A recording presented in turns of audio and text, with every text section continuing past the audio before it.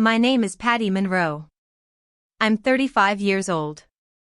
And this is the story of how my husband used his mistress to steal from me, only to be exposed at a boardroom full of people who once thought he was untouchable. I remember the exact moment I realized everything I believed about my marriage was a lie. It wasn't a dramatic fight. It wasn't a screaming match or a slamming door. It was quieter than that. More surgical. Like a scalpel slicing into skin without anesthesia. It was a Wednesday afternoon.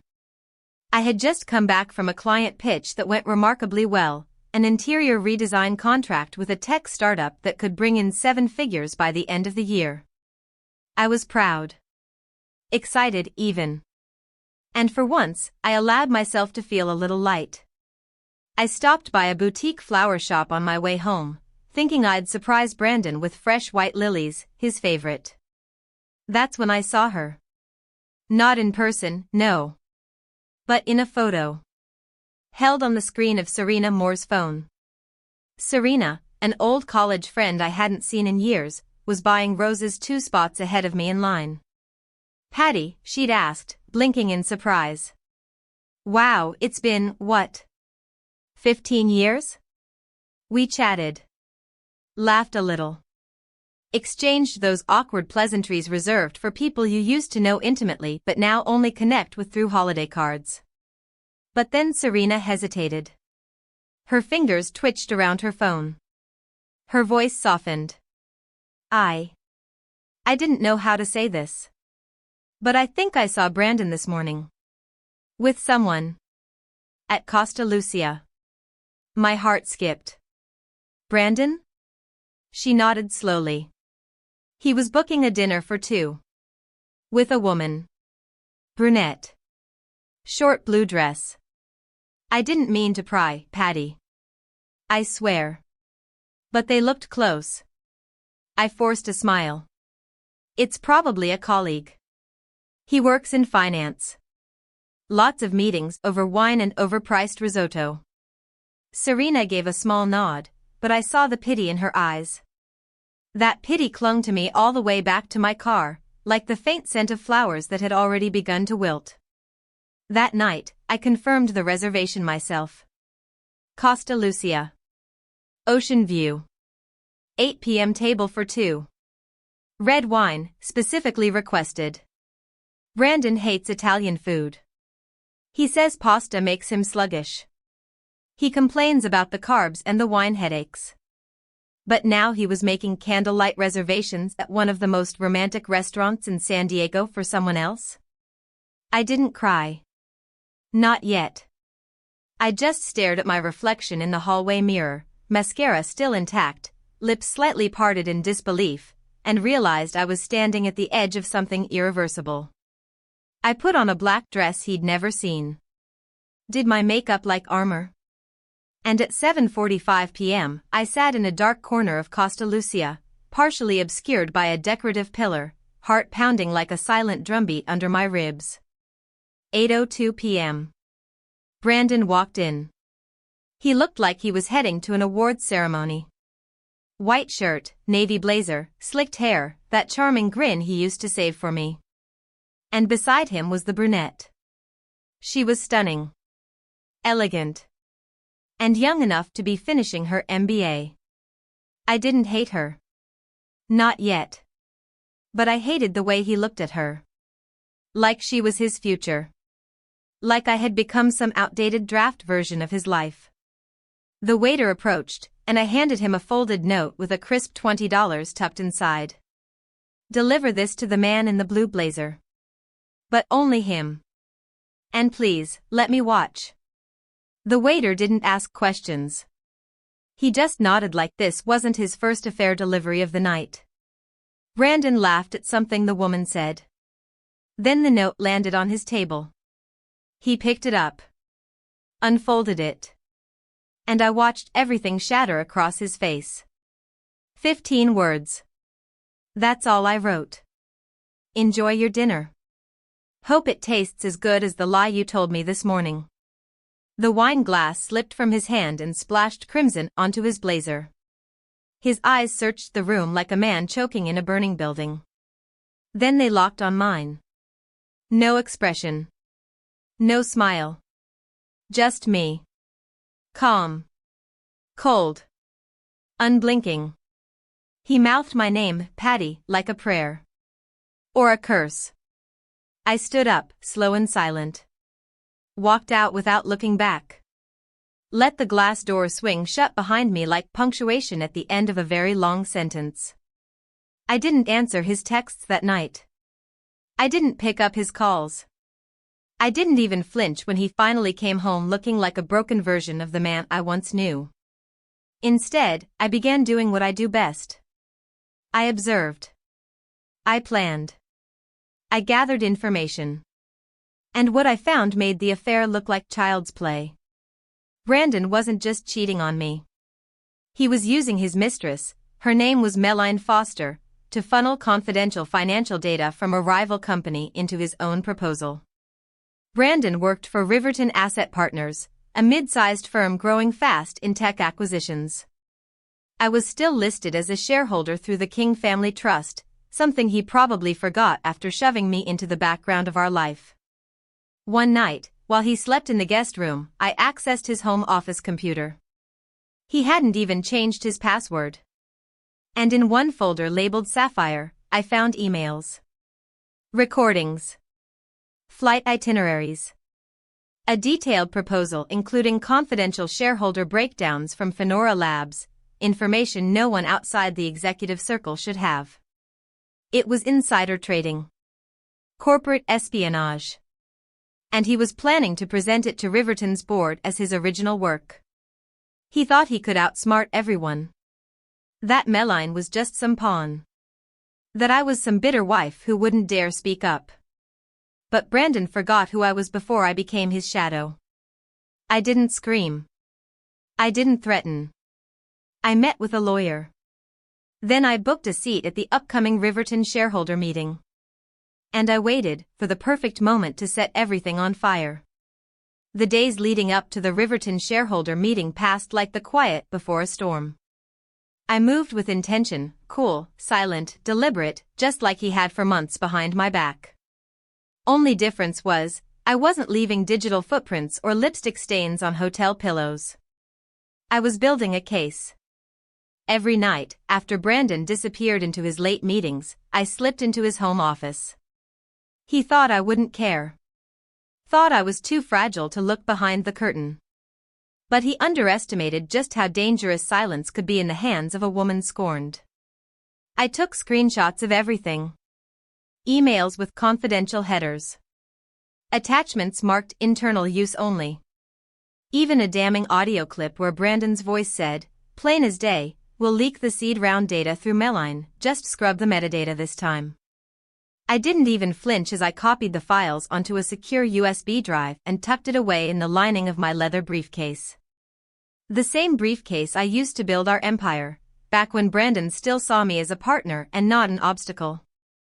But one piece still didn't fit, the woman. Melanie Foster. What did she really know?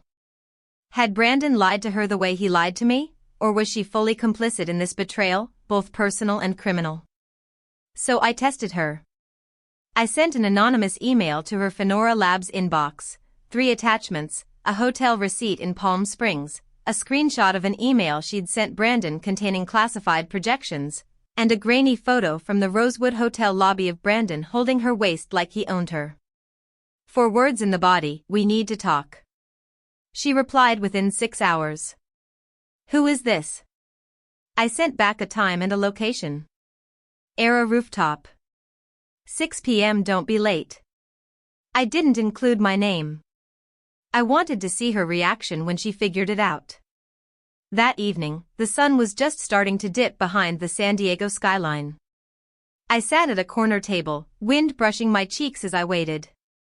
I wore gray, intentionally neutral, emotionally unreadable. At exactly 6:12, she arrived. She was polished, professional, beautiful. Exactly the type of woman a man like Brandon would choose, not because she was smarter than me, but because she didn't know him the way I did.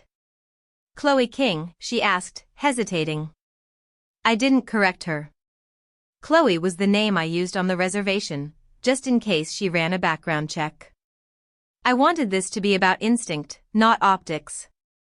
Have a seat. She didn't smile. She didn't shake my hand. She sat like someone who didn't know if she was walking into a trap. What do you want? I slid the envelope across the table. She opened it and paled. Slowly. Visibly. Like her blood remembered something her brain didn't want to admit. How did you get this? Does it matter? I said evenly. What matters is what it means. You're part of something that's about to blow wide open. She looked up sharply. Brandon said? I cut her off. Brandon says a lot of things. He also told me you two were just working together. He also told me he was on a solo trip when you two were at the Ritz. Do you know what else he says? That none of the data you sent him was sensitive. She blinked. He told me it was all public. That he just needed presentation materials. I leaned in slightly. And did that explanation feel right to you, Meline? Did it feel like a normal business request when he was asking for raw IPO projections and user migration analysis? Or were you just so deep in the lie that you convinced yourself it was still truth? She didn't answer. But her hands trembled. That was enough. You can walk away now. Cooperate. Or stay in sync with him. But make no mistake, this train is about to crash. I need to verify everything you're saying, she whispered. I expect you to, I said, sliding a business card across the table. It didn't have Brandon's last name. Just mine. Patti Monroe. Financial ethics consultant. She left 15 minutes later. Didn't say goodbye. Didn't promise anything. But she looked back as she exited, and in her eyes was something close to fear. 3 days later, my phone buzzed with a short message from her. You were right. I didn't know. But I'm not going down for him. Thank you. She didn't say what she'd do next. But I had a feeling. I was already prepping my presentation for the shareholder meeting. It wasn't just going to be a takedown. It was going to be a reckoning. Because Brandon had made one fatal error in his carefully woven betrayal, he forgot I was still a shareholder. He forgot I still had the right to sit at the table. And more importantly, he forgot I had teeth. The morning of the shareholder meeting arrived with gray clouds curling over the San Diego skyline like the curtain before a performance. But I wasn't nervous. Not anymore. Brandon had spent months scripting a masterpiece of deception, an elaborate performance starring himself as the ambitious executive with insider genius and charm to match. But he never imagined that I'd be the one to end his show. Not with screaming. Not with scandal. But with evidence. Cold, damning, and all mine. I dressed the part of a silent storm, tailored black suit, pearl earrings, low heels. Hair in a sharp, clean bun. My briefcase contained everything: screenshots, transaction histories, audio files, and board legal internal documents Brandon had no business laying hands on. It was the kind of payload that didn't just dismantle careers, it triggered federal investigations. When I entered the marble lobby of Riverton Asset Partners at 8:50 a.m., the receptionist barely blinked. Ms. Patti Monroe, I said, voice steady. I'm here for the 9 a.m. board and shareholder strategy meeting. She checked the screen, confused for half a second, until something clicked. Ah, yes. You're listed as a shareholder through the King Family Trust. Right this way. Funny. The trust Brandon created when we built our first company together, the same one he'd quietly converted into Riverton's early investment seed, was the very thing now granting me access to the boardroom where he planned to commit the final act of his con. I walked in just before 9 o'clock. The conference room buzzed with low conversation. Coffee cups steaming, leather portfolios laid out in neat rows. Faces I remembered from the early days, advisors, co-investors, even one of our original attorneys. All men. All dressed in shades of ambition and expensive cologne. And then, there he was. Brandon. At the head of the room. Poised. Confident. Smiling that same snake oil smile he used to give me before he asked for forgiveness. When he spotted me, his entire demeanor changed. Just for a flicker. His jaw tensed, his eyes narrowed. He excused himself from a conversation with a venture partner and walked toward me. "Patti," he hissed, low enough for only me to hear. "What are you doing here?" "I'm a shareholder," I replied. "I'm here for the presentation." "Same as everyone else." He glanced at the others, lowered his voice further. "This isn't the time, Patti." I tilted my head slightly. "Is there a better time to uncover securities fraud?" His face drained of color. Before he could speak, the board chair stood and tapped the table. "If everyone's present, let's begin." Brandon had no choice but to turn away. To climb back up to the podium and start delivering a performance he didn't realize was about to unravel, thread by thread. He opened strong. Confident. The usual Brandon. "Ladies and gentlemen," he said, gesturing to the screen behind him. "What we're presenting today is more than a merger. It's a vision. Fenora Labs represents the kind of bold, tech-first future Riverton was built to embrace." He went on for 20 minutes, walking the room through user metrics, market share growth projections, and ROI estimates. Slide after slide. Graph after graph. The board nodded. The advisors leaned in. He had them. Until the chair turned to me. "Mrs. Monroe," he said, addressing me formally. "As per your filed request through your legal counsel, you have the floor. Please proceed." Brandon blinked. He hadn't even seen it coming. I stood calmly, plugged my laptop into the room's main projector, and clicked to the first slide. A simple email. Sent from Meline Foster. Subject line, "Confidential financials, Brandon King only." The room went silent.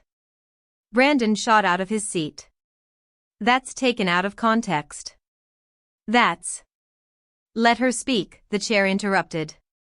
I clicked again. More emails. Attachments showing IPO modeling documents. Cash flow projections. Acquisition strategies. All marked proprietary. I didn't look at Brandon. Not once. I addressed the room. "These are internal documents from Fenora Labs, sent directly to Brandon King. Acquired through a personal relationship with a company insider, and used without disclosure to this board." Another click. Screenshots of Zoom transcripts. Brandon's voice, "They think she's on their side. But she'll get me what we need. They'll never know." The silence was now thick. Suffocating. Brandon tried again. "You don't understand?" "Oh, but I do." I finally turned to him, my voice level. "While I was making your dinner and building your resume, you were building a case for felony charges." Someone near the end of the table whispered, "Jesus." The chairman raised a hand. "This is a serious allegation. I move that all proceedings regarding the Fenora acquisition be suspended pending a full legal and internal review." "I second," another board member said quickly. "I move to suspend Brandon King from executive duties effective immediately," added another. The room echoed with agreement.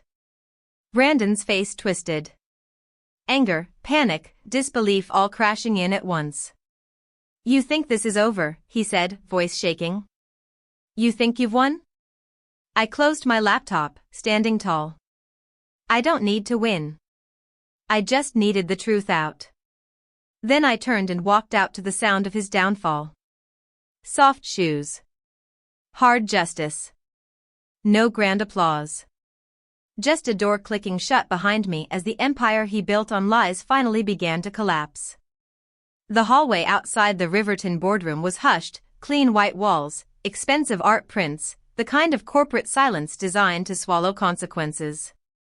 But inside, Brandon's world was crumbling in real time. And for once, I didn't feel like the discarded wife or the background shareholder. I felt like a woman who had finally reminded the world she existed. I took the elevator down alone. No one followed. No one needed to. By the time I stepped out into the crisp air outside the Union Plaza building, I knew things would never go back to the way they were. And thank God for that. I didn't go straight home. I walked the harborfront instead. Let the salt air sting my face. Let my heels click against the wooden slats of the boardwalk like punctuation marks after each of Brandon's lies.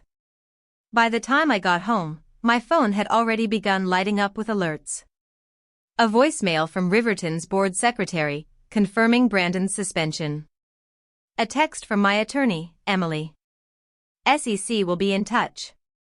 You did the right thing, Patti. Keep everything secure. And a message from an unknown number. You didn't deserve what he did. Thank you for everything. MF. I didn't respond to any of them that night. Instead, I poured myself a glass of wine. Sat on the edge of the bed in the home Brandon and I used to share. The bed he used to lie in beside me, telling stories about late meetings while texting her. I stared at the framed wedding photo on my dresser. We looked so young. So confident. So naive. I placed the photo face down. The next morning, I filed for divorce. I didn't tell Brandon. I didn't need a confrontation, a performance, or another lie. I simply placed the papers in a manila folder on the kitchen island, right next to the espresso machine he never learned to clean. No post-it. No speech. Let him find it and sit with it. Alone. The days that followed moved quickly. The press caught wind of the board meeting, thanks to an anonymous leak. Headlines started to ripple across the business community. Riverton CEO under investigation for insider scheme. Fenora acquisition halted amid misconduct allegations. Wife of suspended exec exposes corporate espionage at Boardroom. OM showdown. I didn't confirm or deny anything. Didn't give interviews. Didn't feed the media beast. Let them guess. Let them wonder. The real story was already moving into more serious territory. 3 days after the board meeting, Emily received a call from a senior investigator at the Securities and Exchange Commission. They requested all the documents I had gathered. Every email, screenshot, file, and recording. Everything. I gave it to them. Willingly. Because this wasn't just about revenge anymore. This was about justice. About how easy it had been for a man like Brandon to believe he was invincible, because his wife loved him, because his mistress believed him, because his colleagues admired his ambition. They all enabled him. And they were all wrong. 2 weeks after filing, I moved out of the La Jolla home. I didn't cry while packing. Didn't hesitate. I took what was mine, nothing more, nothing less. Every picture, every asset, every account was accounted for and split cleanly by my attorney. Brandon didn't fight me. How could he? He was too busy trying to manage the implosion of his career.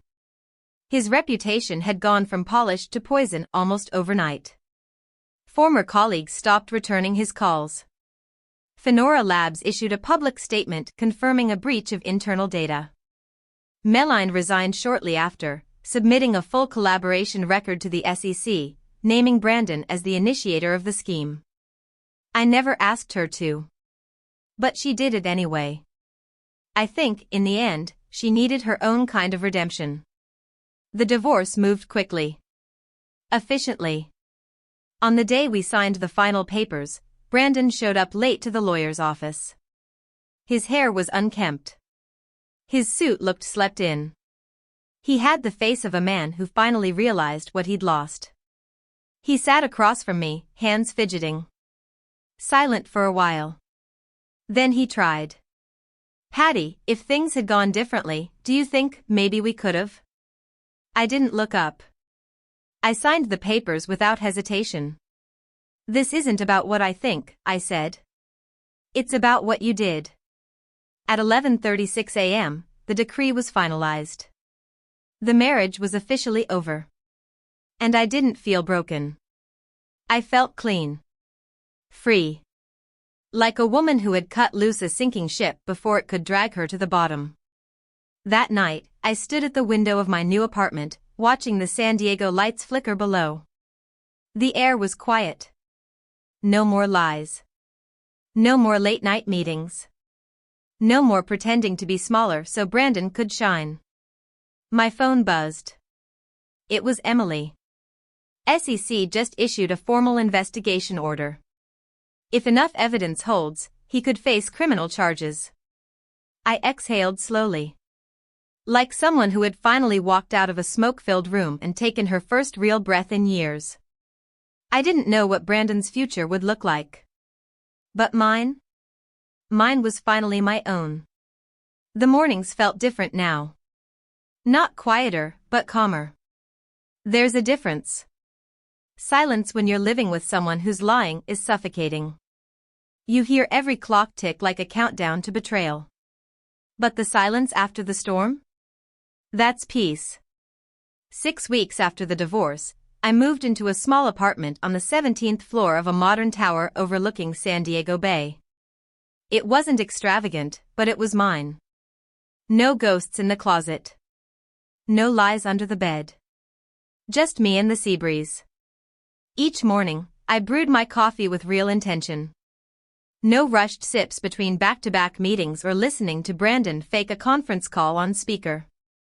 Just warmth, clarity, and space to think. I didn't go back to my old company. I'd co-founded it years ago, designed its first office with my bare hands, drafted its ethics policy before Brandon even understood what that word meant. But after everything, returning to that world felt like walking barefoot across broken glass. Instead, I started offering quiet consultations, low-key work for small businesses trying to stay clean in a world that rewarded shortcuts and blurred lines. Word spread. I picked up steady clients. CEOs, nonprofits, even a university ethics board asked me to review their internal compliance processes. It wasn't glamorous. But it was real. Honest. And finally aligned with the values I almost lost during my marriage. Transparency. Integrity. Boundaries. One afternoon, as I sat reviewing a compliance report for a boutique hedge fund, I received a call from my alma mater, Wesleyan School of Business. "We're hosting a seminar on ethics in modern finance," the coordinator said. "Would you consider speaking on your experience?" I hesitated. Not because I wasn't ready. But because I wasn't sure I wanted to revisit the pain. Still, something inside me whispered, "Tell the truth." Not for them. For you. I agreed. The talk was scheduled for the following Friday. I prepared notes, but I knew the real story couldn't be scripted. That Thursday evening, I stood on my balcony. Tea in hand. Watching the ocean. Reflecting. And then my phone buzzed with a new message. Unknown number, Patti, I just accepted a job in Chicago. Thanks for helping me see myself clearly. MF. I stared at the message for a long moment. Not because I didn't know what to say, but because I didn't need to say anything. She'd said it all. Whatever else Meline had done, she didn't hide. She didn't deny. She took the hit, corrected course, and got out. I respected that. The next morning, I walked into Wesleyan's lecture hall dressed in charcoal gray with soft leather flats. No flashy branding. No performative power suit. Just me, as I was, unfiltered. The room filled with students, professors, and a few visiting executives. The coordinator introduced me as a financial ethics consultant and former co-founder of one of San Diego's fastest-growing firms. I stepped up to the mic. My voice didn't shake. I'm Patti Monroe.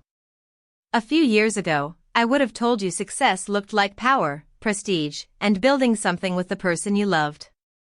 But I was wrong. Success is knowing who you are when someone tries to destroy that. I told them everything. Not the tabloid version. The real one. How a man can love you, use you, and lie to you in the same breath. How betrayal isn't always loud, it's often polite. Strategic. Hidden behind a smile and a password-protected file. How ethics isn't about avoiding scandal. It's about resisting shortcuts, especially when no one's watching. When I finished, the room was silent. Not out of boredom. But because truth, when delivered without anger or apology, has a weight no one can ignore. A girl in the front row raised her hand. What kept you going? I thought for a moment. Then said, knowing that if I didn't tell the truth, someone else would get hurt the way I did. I couldn't save my marriage. But I could stop the cycle. They clapped. Not wildly. Not like at some TED Talk with dramatic lighting and corporate sponsors. But the kind of applause that's genuine. Earned. Afterward, the dean handed me a thank you card and said, "We need more stories like yours." Maybe. But I didn't want to be a story anymore. I wanted to be a warning. A woman who proved that strength isn't loud. It's patient. Focused. Strategic. Just like revenge. Only better. The weeks that followed my university talk were a blur of small victories. New clients. Invitations to speak at conferences. Mentorship requests from young women just breaking into finance. It was strange at first, being seen not as someone's wife, or someone's betrayal story, but as an authority. And yet, I wasn't chasing recognition. I didn't need applause. I had already earned something far more precious. Clarity. It was the clearest I had ever seen myself. I lived simply. No sprawling estate. No joint accounts. No need to explain why I worked late or who I texted. I was fully, unapologetically myself again. One Thursday evening, I came home from a consultation and found a thick envelope waiting on my doorstep. It was from the SEC. The official investigation into Brandon had advanced. Their audit confirmed multiple violations, unauthorized possession of competitor trade documents, use of deceptive expense filings, and collusion with an internal whistleblower who later came forward voluntarily. In bold at the top of the letter. Subject, formal charges pending review, Brandon King. I sank into the armchair by my window and let the words settle. It wasn't joy I felt. It wasn't even satisfaction. It was confirmation. I had spent so long second-guessing myself in that marriage, gaslight, manipulated, made to feel small for asking the wrong questions or noticing the right ones. Now the truth had caught up. Brandon King wasn't just a failed husband. He was a fraud. 2 days later, I ran into someone I hadn't expected to see again, Tom Ellison, an old colleague from my early Riverton days. He spotted me outside a bookstore in North Park and waved. "Patti?" I turned, surprised. "Tom?" He chuckled. "Wow, you look like you finally got your air back." I smiled softly. "Feels like it." We grabbed coffee. Talked for nearly 2 hours. Not about Brandon. Not really. But about work. Life. Mistakes. Recoveries. As we stood to leave, he looked me in the eye. "I heard what happened," he said carefully. "Anne. I just want to say, everyone who worked with you back then. We knew. You were the one running the show. We just didn't realize how much until you were gone." That meant more than he probably knew. Because during my marriage, Brandon made it seem like I was just the support act. Like my ideas were his. Like my instincts were emotional instead of strategic. Now, even whispers of my name in industry circles carried weight. Not because I exposed him, but because I did it without fanfare, without scandal, without destroying myself in the process. That weekend, I finally got rid of the last box from my marriage. Photos. Receipts. Love notes that now felt like props in a tragic play. At the bottom of the box was a single object I hadn't touched in months, our wedding invitation. Heavy cardstock. Silver foil print. Brandon's name right beside mine. I stared at it for a while. Then I struck a match and watched it curl into ash in the kitchen sink. Not because I hated what it represented, but because I no longer needed the reminder. The woman I used to be had built a life around a man who didn't deserve her. The woman I had become? She was building something better. For herself. That night, I stood on the balcony as fireworks lit up the distance near the bay. Probably some early celebration, but to me, it felt symbolic. Like the world was cheering something no one else could see. A quiet victory. The kind that doesn't make headlines, but changes everything. 6 months after my divorce from Brandon was finalized, I finally stopped flinching when my phone buzzed. I stopped checking the news for headlines about Riverton. I stopped wondering whether he was still trying to claw his way back into relevance or had finally accepted the truth. He lost. Not because I destroyed him, but because he built everything he had on lies, and the truth was the one thing I refused to surrender. That spring, I launched my own firm, Monroe Ethics Advisory. Small. Focused. Quietly powerful. We helped companies do what Brandon never could, succeed without cheating. I hired a lean team of sharp, honest women. Survivors, some of them. Fighters, all of them. And we did good work. Really good work. Within the first quarter, we had contracts with 2 private equity firms, a non-profit hospital network, and a tech incubator in San Jose. They didn't care about the drama of my past. They cared that I knew how to sniff out rot before it turned into collapse. One morning, while reviewing a due diligence report, my phone rang. A familiar number appeared, my lawyer, Emily. "Patti," she said calmly. "You're going to want to hear this." I stood up, instinct tightening my spine. Brandon? He just accepted a plea deal. I said nothing. They won't pursue jail time, yet. But the SEC's officially barred him from holding executive titles for the next 7 years. Fines totaling just over $1.6 million. 2 civil suits incoming. His public statement, well, let's just say he didn't go down swinging. I sat back down. And I didn't smile. I just closed my eyes and exhaled. I never needed him to go to prison. That was never my mission.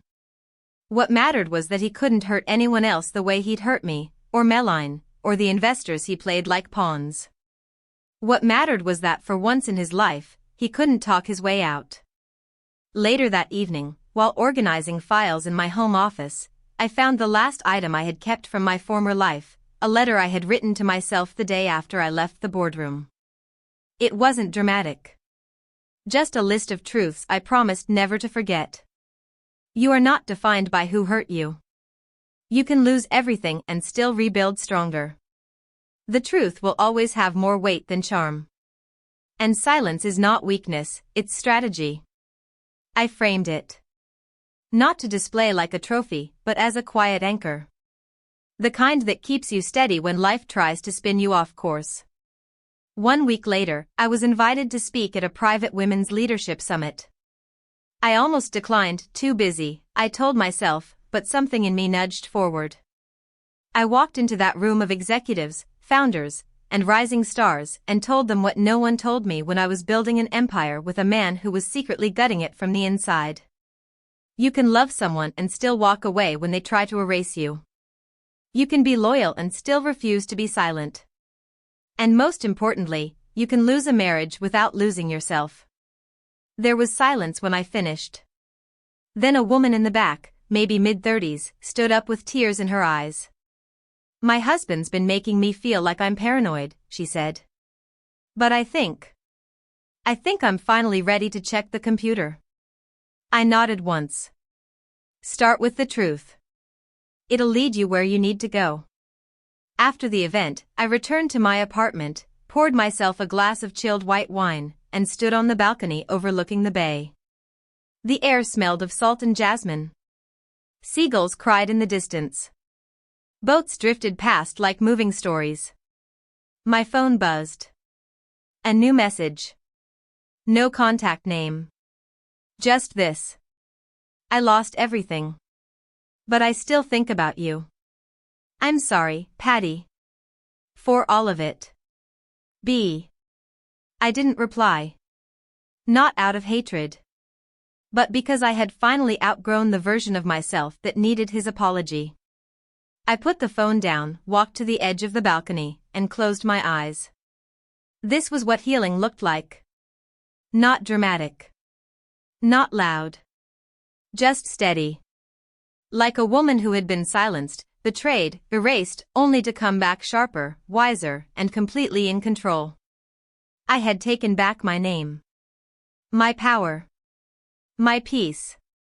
And I had done it not by screaming, but by knowing when to walk into a room, plug in a USB, and let the truth speak louder than any vengeance ever could.